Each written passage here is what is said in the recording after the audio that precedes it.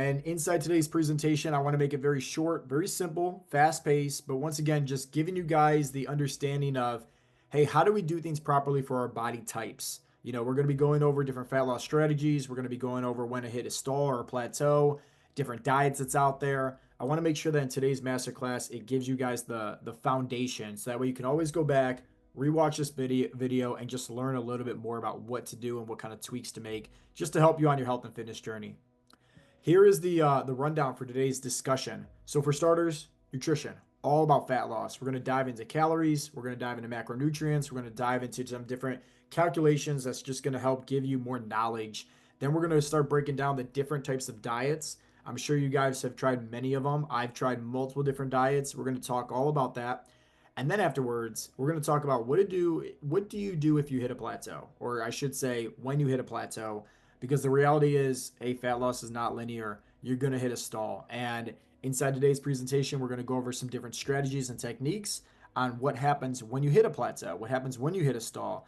And then we're going to dive into some more nutritional strategies just to help you formulate, just depending on what kind of season of life that you're in, or if you're just like not seeing the progress that you truly want, maybe one of these strategies can help you out. And then lastly, diving into a short little Q&A that is just going to be there of assistance to answer any kind of questions for you guys. Okay, so for starters, what is a workout split? And you guys are probably wondering, Joe, this is all about nutrition. Why are we talking about working out? Well, I want you to understand this. Just like how with working out, you understand that you can't outtrain a bad diet. But what you do understand is that if we're doing the same types of workouts over and over and over and over again, your body's going to eventually hit a stall or a plateau. It's called metabolic adaptation. Now that's for working out, right? And you can see from this diagram, right? There's several different workout splits to do. There's full body, there's upper lower body splits, there's push pull legs, there's body part splits. And it just kind of depends on when you want to change up the exercises, when you want to change up the frequency. There's a lot that goes into it, right? Now, the reason why, once again, we're talking about this is because when it comes down to nutrition, if we're not making any changes, you're eventually going to hit a stall as well. Just like how if you're doing the same workouts, you're going to hit a stall. If you're doing the same macros, the same calories, the same diet, you will eventually hit a stall. Now, let's figure out first and foremost macros, okay? And before we start breaking everything down, let's go over this because this is very important for everybody to understand. And this is your TDEE calculator, right? This is your total daily energy expenditure. And 70% is your BMR, right? So your resting metabolic rate, your basal metabolic rate, however it is that you want to call it. This is your body, right? This is your mass that you have on, your muscular skeletal, everything. This is your body. So you're constantly burning calories. And yes, right? Like the more muscle that you have on your body, the more fat loss that you're going to have pretty frequently, because it takes more energy to break down, right, muscle than it is to break down body fat. So you're essentially going to lose more body fat first than the muscle. Then we have TEF. TEF is the thermic effect of food, right? Most of you guys know, hey, you want to be consuming more protein. It's higher up on the thermic effect of food, and this all has a place when it comes to losing body fat. You have on here EAT, right? EAT is EAT, right? Stands for exercise activity thermogenesis, okay? Not like you're eating something, but just like exercising. And you can see that there's only 5%. So out of the very little bit that you're actually doing in the gym and working out, you're actually burning very little calories. Now, with that being said, if you're focusing on strength training and building muscle, obviously that helps out with the biggest piece of the pie, which is your BMR, your basal metabolic rate. And then over here, about 15%, we have NEAT, non-exercise activity thermogenesis. Just be more active, getting our movement in throughout the course of the day, trying our best to aim for at least 10,000 steps. So let's talk about the macros, right? The macronutrients, this is underneath your calories, right? So if you ever go to a grocery store and buy anything, on the very back, you're going to see the nutritional fact label with the calories, and then broken underneath is all these different grams. And you're going to see proteins, you're going to see carbs, you're going to see fats. This is so important to understand just because it makes it a lot easier for somebody when it comes to tracking and calculating their specific macronutrients for fat loss. But also seeing like where it is that they can actually make some adjustments on if let's say they're over on fats or maybe way under on their protein and they're not getting the best results. Okay. So let's talk about creating a calorie deficit because that is first and foremost what's needed when it comes to losing more weight, losing more body fat. You have your calorie maintenance, which is you're maintaining your weight. You have your calorie surplus, which means you could be gaining some weight, maybe putting on some extra muscle. Not a bad thing, right? Just depending on what season of life that you're in on your health and fitness journey. But if we're talking fat loss, we got to make sure that we're talking about a calorie deficit. Now, within those calories is once again your macros. And this is why this little calculation can help out anybody. Whether you're a member here at Heartletics, where we take out all the guesswork for you, we kind of just give you your macros for fat loss, or whether you're somebody that's just watching this on YouTube or listening on Spotify, you want to kind of figure out how to do all this on your own. So, when it comes down to your goals for being in a calorie deficit, take your goal weight. So, if let's say I weigh 210 pounds right now, and my goal weight was 185 pounds. I want to first take that, and we're going to use that as this little analogy, a little example here down at the bottom. So this is my goal weight, 185 pounds. Now I want to go off of my activity level. If let's say I'm somebody that's very sedentary, I'm going to be at the lower end, right, of the 10-point range compared to if let's say I'm very active, because obviously food equals fuel. So if I'm training more, if I'm more active, I'm going to need some more fuel in my system. I'm going to need to eat more food, right? So if I'm very active, I'm going to be about a 12. Now, I said on average, moderately active, 11. So that's what I use for this analogy for the example. So you can see if I'm taking my goal weight, multiplying it by 11, I'm looking at about 2,000 calories. Now, just going off of this, right, taking your protein, this is playing it safe. The bare minimum protein that you should be consuming each and every day to maintain your muscle and not lose it is having at least 0.8 grams per pound of body weight. My recommendation is always taking your body weight, multiplying it by one, playing it safe. If you can eat more than that, obviously do it. Protein is so beneficial when it comes to losing more body fat, being higher up on the thermic effect of food, helps you put on more lean muscle tissue, which is going to help your BMR, which is going to help with your TDEE. So obviously eat more protein, right? That's what I'm trying to get at. But for this, if I was just going to take my weight, 210 pounds, multiply by one, we're looking at 210 grams of protein. Now, when it comes to creating your fats, you don't need an abundance of fats. Like if you're going to do a ketogenic diet, I don't necessarily recommend that. But you obviously do need fats. Fats are essential, right? They're great for hormonal purposes within the body. They're great for satiation as well. So I recommend anywhere from 20 to 30% of your daily calories coming from fats. So if let's say I'm taking the average of that, 25%, I'm taking my overall calories, 2,035, multiplying it by 0.25 to get 508. That's how many calories are coming from the fats. And then if you guys remember from this, all I have to do is just divide by 9 to actually see how many grams of fat that I'm going to be consuming, which is going to be 56. So now we're looking at, from calories, we have 840 grams of protein, 840 calories coming from protein, 508 calories coming from fats. We're looking at a total of 1,348 calories.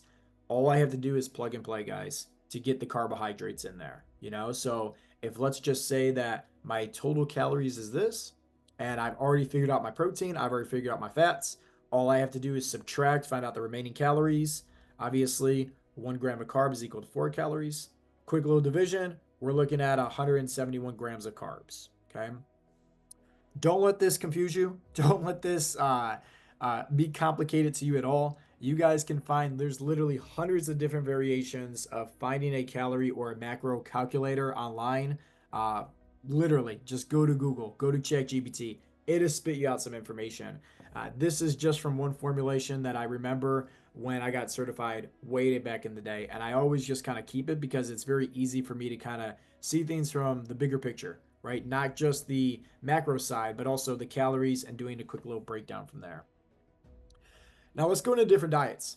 Once again, I'm sure you guys have tried multiple different diets before, whether it was paleo, keto, fasting, South Beach diet, Weight Watchers, the list goes on and on and on. Every single diet does exactly the same thing. It's creating a calorie deficit.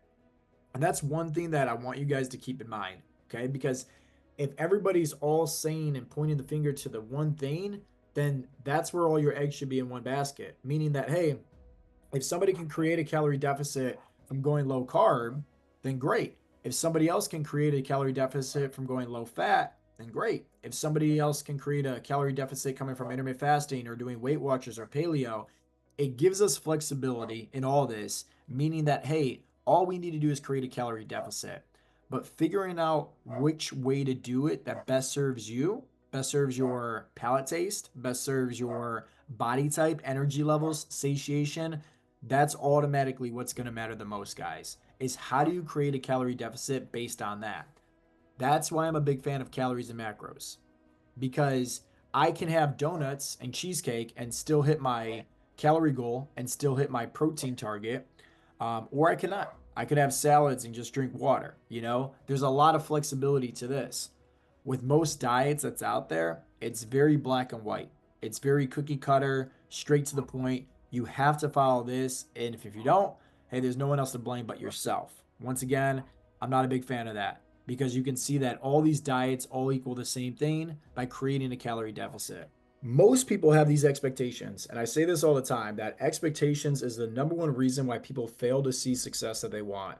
They give themselves these expectations like, oh, if I start eating healthy, if I start working out, within a week, I should be down 3 pounds, right? Or let's just say they happen to accomplish that. And now they're expecting the next week to also be down 3 pounds. Doesn't work that way, you know? There's going to be plenty of highs, plenty of lows. There's plenty of different challenges. There's so many different factors when it comes into losing weight and things that could just hinder us. But one of the things that's always going to hinder us the most is the expectations that we have for ourselves. So when it comes down to the reality of losing weight, we need to keep in mind fat loss is not linear. Sometimes you could be doing all the right things, and step on the scale and see the number go up, or it doesn't change at all. And that can be very, very discouraging, okay? And I get that firsthand, because you're looking at it from this perspective of like, man, what gives? I'm doing all the right things. But who's to say, if you just don't throw in the towel and quit, that if you continue, right, persevering and showing up, maybe that following week you do lose 3 pounds or you do lose 4 pounds or whatever the case may be. It's just that that one particular week just happened to be an off week. Now, obviously, there's some variables, right, at play when it comes to changing the number on the scale. Like if you're drinking lots of water, if you have sodium, if you have any kind of alcohol in your system, like there's so many factors, so many factors. And that's why when we get into later about like if you're actually hitting a stall or a plateau, what to do, you guys got to pay close attention to that, okay? But before we get to that, I got to lay down just the agenda. I got to lay down the foundation that your mindset into your health and fitness goals is always going to be such a huge priority to you to focus on the most, okay? So don't have these wrong expectations going into your fat loss journey that, hey, just because you're eating healthy, just because you're working out, you're going to start losing some body fat. Yes, you will, but once again, fat loss is not linear. You're going to have plenty of little bumps and bruises along the journey, and that's okay.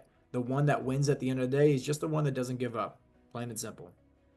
So, with that being said, let's now talk about what if you do hit a plateau? What if you get so frustrated because it's like you're doing all the right things? You're eating healthy, you're hitting your protein, you're drinking water, you're doing everything right, but yet the number on the scale still does not move at all. And you're at this point right now where you have a hammer, you have a sledge, and you're about to just destroy this thing to all kingdom come. That's how upset it's made you. This is where we're going to go over what is a true plateau. Okay. It's not just not seeing the number on the scale move. Okay. That's a variable, right? And we're going to talk about that. But here's what you guys got to understand: nobody got fat in a week. Nobody got, fat in a few weeks. Nobody got fat in a few months. It took a long time, right? Years typically of bad habits over time. So to lose the weight, we got to have some patience, right? And so if things don't change within a week or two, does that mean we're in a plateau? Absolutely not, right? There could be plenty of things that's going on underneath their skin that we don't necessarily see, but maybe who knows? Our body's in this process of building more lean muscle tissue. Muscle weighs more than fat, right? So it's like, sure, it doesn't change the number on the scale at all, but yet there's some changes occurring. Maybe it's just speeding up our metabolic rate, or maybe who knows? Maybe we're underneath like a lot of stress, because we're dealing with some adversity at work or at home, and that has a big effect on us. This is my calculation for how to understand if you're in a true plateau or not. First and foremost, right, there's no changes in energy or strength for about 3 to 4 weeks straight. So if let's just say I was doing the same workouts, and let's just say every single Monday I was doing my bench, every single Wednesday I was doing my squat, and let's just say for the past 3 to 4 weeks, I haven't noticed any change at all. My energy is exactly the same and my strength's exactly the same. I'm constantly, hitting this weight and I'm not getting any more reps. I'm not getting any stronger, nothing, right? It's a plateau, plain and simple. The second way to identify if you're in a plateau is if there's no changes to your body fat percentage. Once again, somebody could be eating more protein, losing more weight, but if they're building more lean muscle tissue, obviously muscle weighs more than fat. The scale weight won't change, the scale number won't change, but maybe the body fat percentage will. So if there's no changes after 3 to 4 weeks of the body fat percentage, then it's kind of safe to say that we might be in a little plateau. The third one, and this is, in my opinion, the best one. Honestly, this is what I personally like to use going off of progression if I'm ever like stalling, is progress photos. How do I look? How do I feel? Like, can I clearly see that there's been a difference after these 3 to 4 weeks, whether there's any changes on the scale or not? If the answer is, hey, no, there hasn't been any changes, then yeah, maybe I'm in a stall. Maybe I'm in a plateau, and we're going to talk about what to do when we, go over that next. But then obviously, lastly, if once again, you have no energy, no strength changes, no changes in body fat percentage, no changes in your progress photos, and then lastly, the number on the scale doesn't change, then yeah, you might be in a plateau. The reason why I have this up here is because I don't want somebody to just go a week or two and just because they don't see the numbers that they want by the end of the week with their body stats, they automatically think like, oh, we got to make some adjustments. Like if you're constantly making adjustments, you're really not doing the best forms of progression for your body type. You want to make sure that you're milking this thing to the fullest because when it comes time to actually make some adjustments, you want to make sure they're necessary. You want to make sure that when and you're able and ready for those changes, then we can make them happen. Sometimes if you're biting off too much than you can chew way early on, you're just rushing the process and it's typically making things worse at the end of the day. So, best practices is one, get back to tracking and recording all your data. I've seen this from time and time again. Typically, when somebody tells me, oh, Joe, I'm not losing any more weight, or hey, can you take a look at my calories and macros? We got to make some changes. I'll typically go right on their calendar tab and I'm like, bro, you're not even tracking. Like, what's the point? So it's like sometimes we just need that friendly reminder. Just get back on tracking. I promise you anything, right? If you're tracking all your metrics, right? Your workouts, your nutrition, your macros, your progress photos, your body stats, the whole 9 yards. If you're just doing that, you're going to be easily able to just say, like, okay, hey, am I in a stall or am I not really? Maybe I just wasn't doing the best practices to begin with, And sometimes we just need that friendly reminder to get right back on track. Second is getting more water in and sleeping better.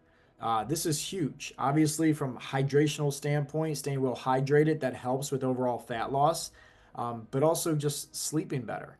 Sometimes the changes that we're looking to be making does not need to come from exercise. It does not need to come from changing up the calories or the macros. Sometimes the changes could be as simple as just sleep more, you know? And if it's one of these things where you find yourself like sleeping less than 6 hours, I encourage you, just try your best, right? For one whole week, try to get at least 7 hours in.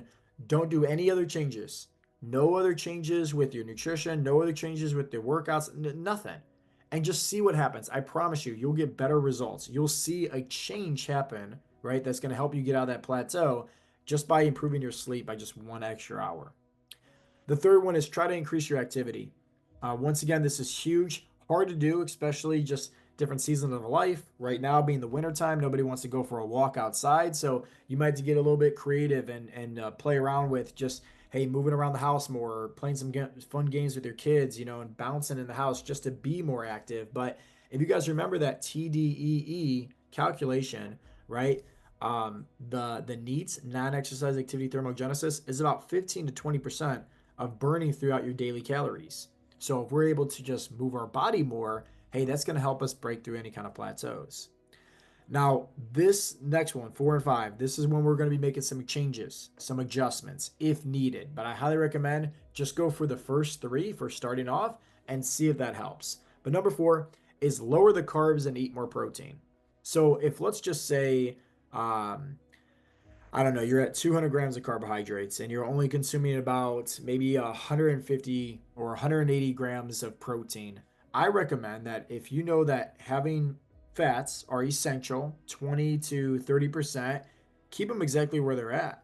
But maybe instead of having 1 gram of protein per pound of body weight, maybe we just increase that to 1.2 or 1.3, something so small where we're eating more protein, it's higher up on the thermic effect, and all we're doing is just lowering down the carbohydrates. That's it. We're not making any changes to calories. We're not making any changes to fats. It's just sometimes those small little differences plays a huge role in all this, guys. The small little tweaks, big results, okay? And then lastly, lower down the calories by 100 to 200. So once again, if you're already in your calorie deficit, you don't want to just take away 300 calories or 400 calories or 500 calories. Eventually, it's going to come to a point where you're consuming 1,200 calories, 1,300 calories. Like that's not enough. And typically, what happens is when you're eating very low calories, like yeah, you're going to lose weight, but you also are not going to be getting enough food in to actually maintain your lean muscle tissue. So that weight loss could be coming from just you losing some muscle, and that's going to be slowing down your metabolism overall. So when it comes down to cutting down on the calories, always do it very strategically and do it very small. Do it very, very small. In my opinion, making any changes where you're taking food away is always the last little bit. Always the last little bit. The first thing is, hey, get back on board with tracking. Second is what can we do more of, right? Second and third, I should say. What can we do more of? So maybe we're drinking more water. Maybe we're sleeping more. Maybe we're just moving our body more. Simple things, holistic things here, guys. And then we make some changes to the macronutrient ratio. And then lastly, decrease by 100 to 200 calories. These are going to be different nutritional strategies, okay? Two of them, just two of them, okay? Just because I want to show you guys that it's not the diet. It's just that even when having a diet, there's so much flexibility. It's about doing what's best for you. And what's best for you is something that is sustainable, something that you can stick with, and something that helps you just constantly see better results over time, you know? So let's talk about fasting first. A lot of you guys know about, fasting, right? You hear about intermittent fasting, you hear about autophagy a lot. Um, Fasting could be great for somebody and it could not work the best for others, right? I have mixed feelings when it comes to fasting. From a physical point of view, when I do it, when it's like my time, when I want to focus on a fasting strategy, I do see some good physical results. With that being said, fasting created a huge binge eating disorder for me back when I did it back in the day. And those are negative results that nobody should ever have to go through, honestly. Like, I specifically remember sitting at Chipotle with my friends in college, and it's 12:55. Everybody's smashing on their Chipotle bowls, and I'm sitting there on my phone and just trying to spark up a conversation, not eating my food until 1 p.m. By the time those 5 minutes, went by, I started eating. Everybody was already over and done with. And I left Chipotle thinking to myself, this is stupid. Completely stupid. But anyways, fasting, there's different ways to do it. You can do 12 hours a day, you are, in a fasted state. You can do 16 hours a day, you're in a fasted state. You could fast for 2 whole days. So, maybe that's 48 hours just straight back to back. Or maybe that's like Wednesday and Friday, regardless. You can do alternate day fasting. So maybe it's like you're fasting on Monday, Wednesday, and Friday. A weekly 24-hour fast. So maybe it's just at the end of the week, maybe on Sundays, you're not eating anything at all. And then the warrior diet, which is pretty much like kind of like OMAD, one meal a day, where you just have 4 hours throughout the course of the day to consume all your food.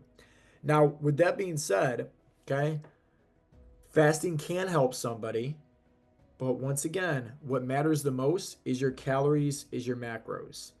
If you want to do a fasting strategy just to see if it helps you break through a plateau, then great. But we got to keep in mind, right? What are your average, right, per week? Because some of these days we're doing a complete full fast. What is your average weekly calories? What is your average weekly macronutrients? It's always going to be your data points. It's always, always, always going to be your data points. And remember, these strategies that we're going over with this one with the fasting and then the next one with the carb cycling, this should only be needed if something's going on here. where you're doing all the tracking, hey, you're still not seeing the best results. You are drinking more water, you are sleeping better, you are moving your body more, you're still not seeing the best results. You are lowering the carbs, you tried eating more protein, you did go down the calories, and guess what? You're still sticking with a plateau. You're still not seeing any results. This is like your last best practices, okay? So don't leave today's masterclass thinking, oh, I'm just going to go ahead and try fasting. It's like, hey, I don't recommend that. I recommend just tracking your macros first, tracking your body stats first, doing your workouts. You'll probably see better results, more sustainable results by just doing things that way, okay? Carb cycling. I'm a huge fan of carb cycling, and there's multiple ways to do it, right? You can do a high carb versus a low carb day and mix and match. You can do, a few high carb days, a few medium carb days, and a few low carb days throughout the course of the week. You can do just a weekly carb cycling plans where, you know, maybe I don't know, on Monday you're having like 200 grams of carbs, and then on the next day you're doing, let's just say, underneath 50 grams of carbs, and then the following day, maybe that is just 100 grams of carbs on average. You can mix and match however you guys want. Very similar with fasting. And then carb cycling based on your training. I'm a big fan of this one. So if your workout in the mornings fasted, might be a little bit difficult to do because now you're required to eat before you work out. But who knows, right? Like if that's something that's in your card of deck where you're fine doing that, that meets your schedule, you can consume some food, then maybe try having some carbohydrates right before your workout. Something just short, small, simple, right? To just help fuel the system. Because carbohydrates, that's the biggest role in them. It's energy levels. Just like with fats, it's all energy levels. Carbs are fast digesting, fats are slow digesting, okay? Post workout recovery, same thing when it comes to the carb cycling based on training. So maybe after your workout, you're immediately having higher carbs, higher protein, lower in fats, just to help you restore your glycogen stores, okay? And once again, these are just different practices and strategies to do if you ever find yourself just in a little stall or ever find yourself like in a little hiccup where you're not seeing the best results. And how long should you do these strategies for? 4 to 6 weeks. So if you want to fast, hey, pick a strategy, fasting strategy, and do it for 4 to 6 weeks. If you want to do carb cycling, pick one that works best for you and your lifestyle and your body type, and do it 4 to 6 weeks. And then just go right back to what you were doing before with normally having your macros, tracking your data, tracking your body stats. And I promise you, like taking some time off these 4 to 6 weeks and getting right back to it, that's going to help you see tremendous more results than falling off track, essentially. Real quick, Q&As, right? So we have three really good ones, and we're short on time, so I'm going to blitz through this. The first one was good carbs versus bad carbs. The second one was struggles on the weekends or holidays. And then the third is emotional eating or snacking because of boredom. These are all three questions that a lot of guys typically have. So for starters, let's get with the good carbs versus bad carbs.